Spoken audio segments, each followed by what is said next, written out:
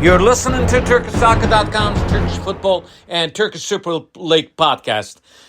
Hello, everyone. My name is Ahmet Bob Turgut. Welcome to bonus podcast in the midweek because of the European competition matches for Turkish teams.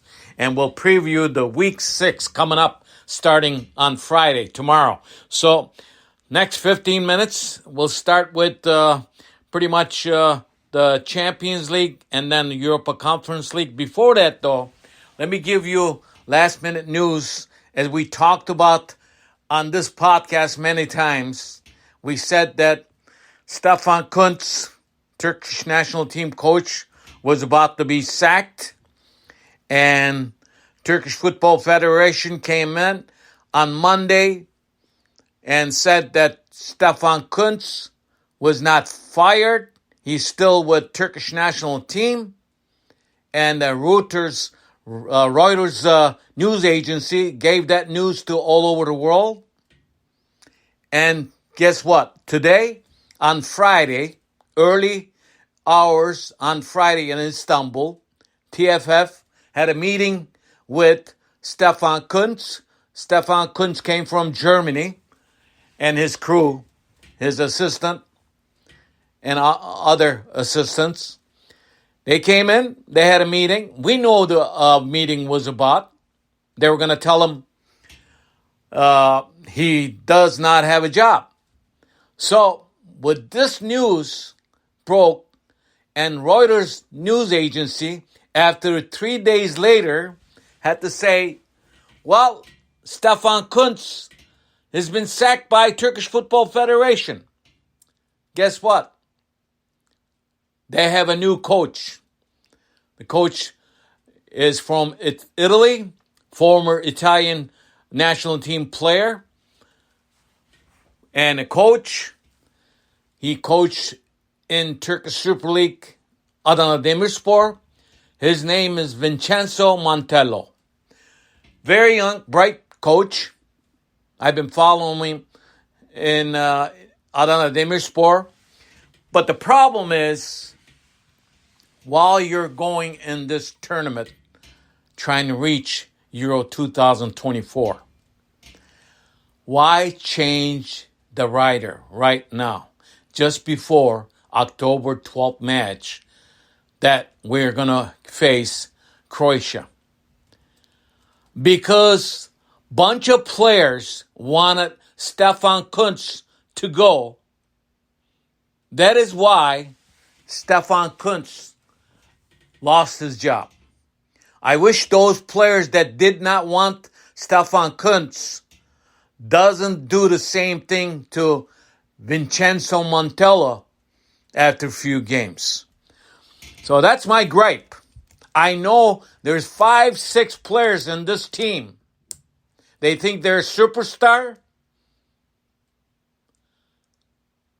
They are controlling who will coach for Turkish national team.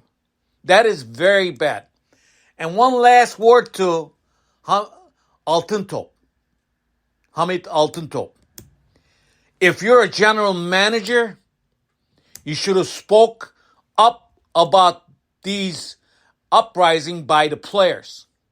You should have told them that you guys are not the ones that select coaches. I am.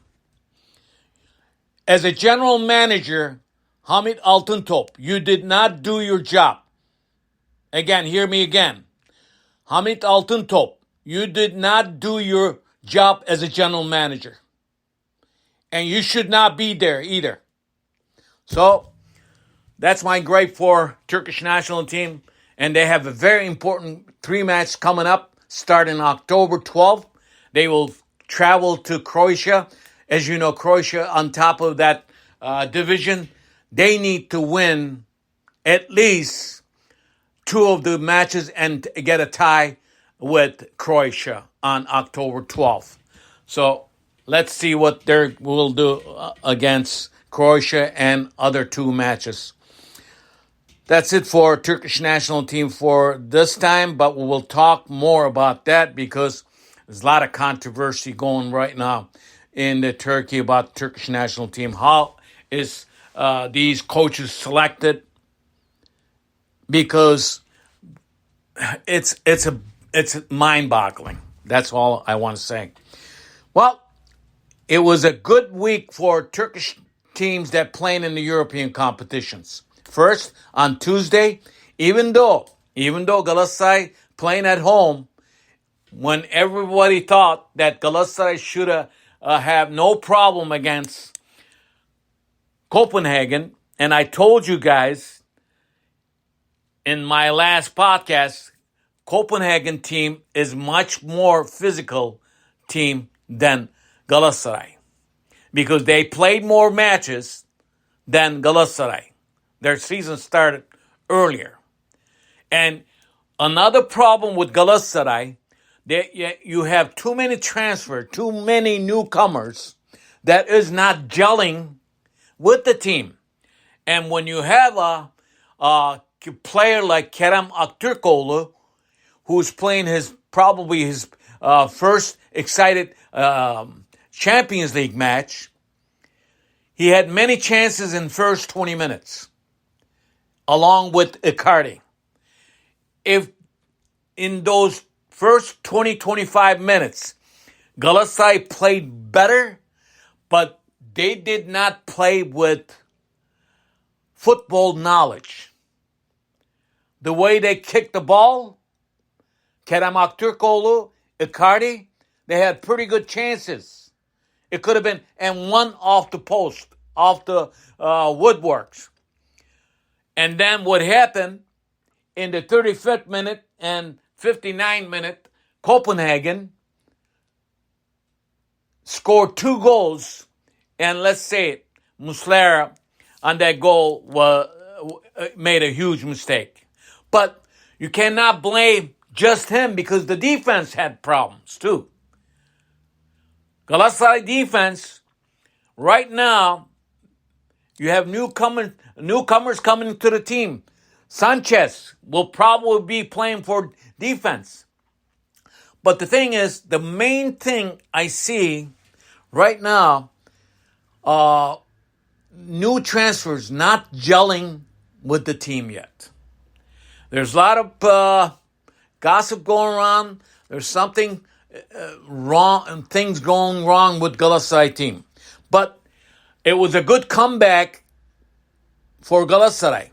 Even though they were down 2-0, they came back, scored 2 goals in 2 minutes.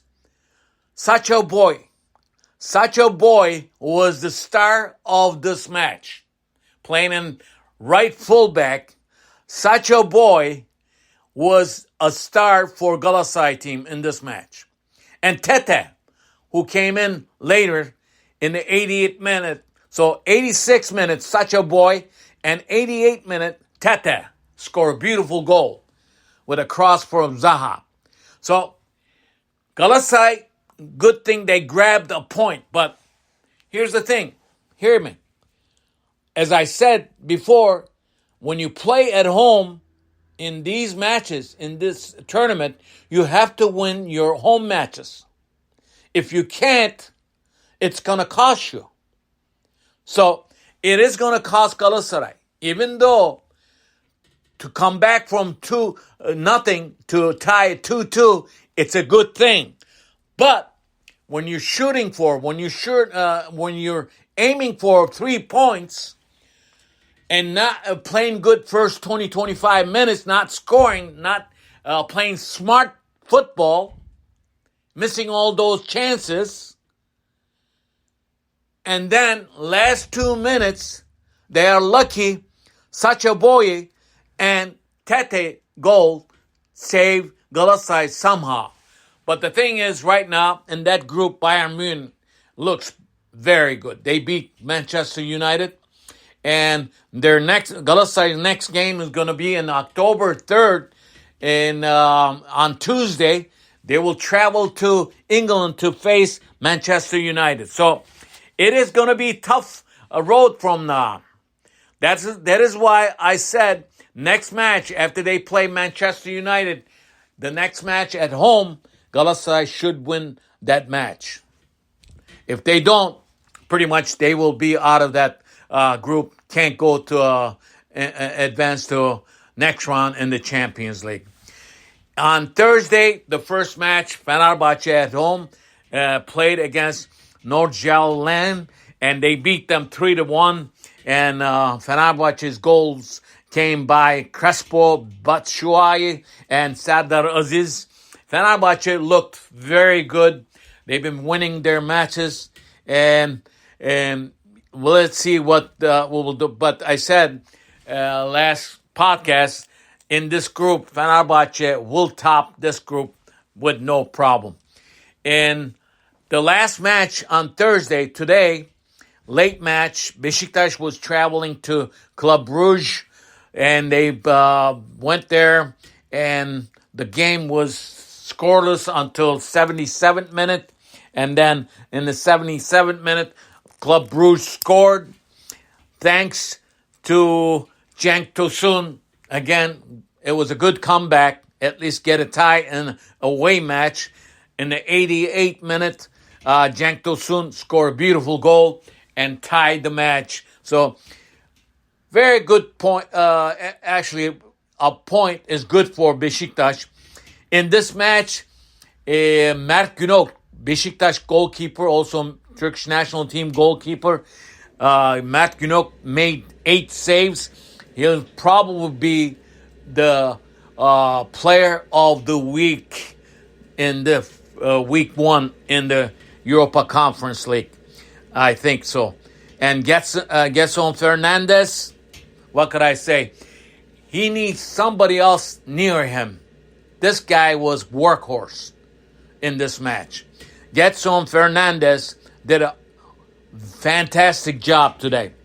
Now, with this winning, Fenerbahce is on top of the group.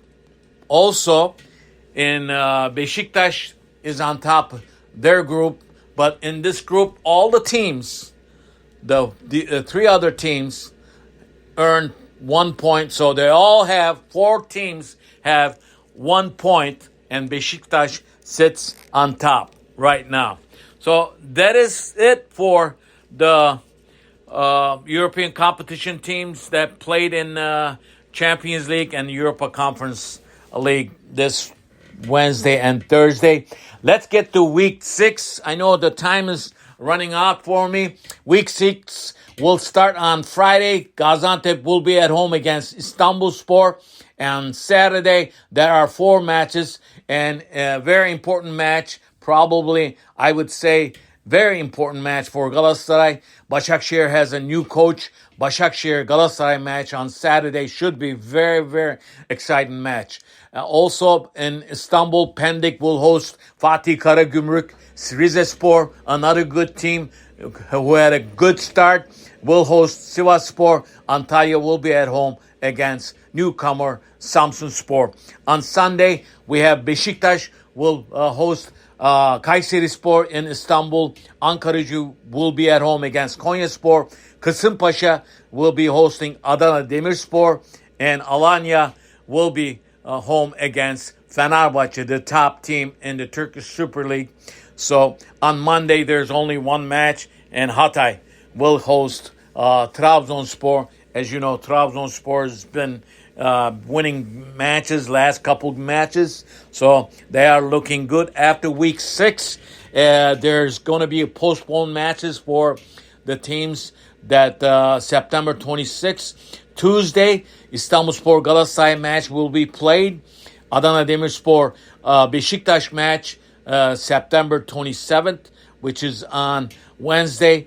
And Thursday, September 28th, and Fenerbahce will host Başakşehir. These are the postponed matches from other weekends that did not happen because of the, I believe, the European competitions. So stay tuned. Week 6 coming up. It'll be a very important matches coming up. Also, after week 6, I said postponed matches will be played on Tuesday, Wednesday, Thursday.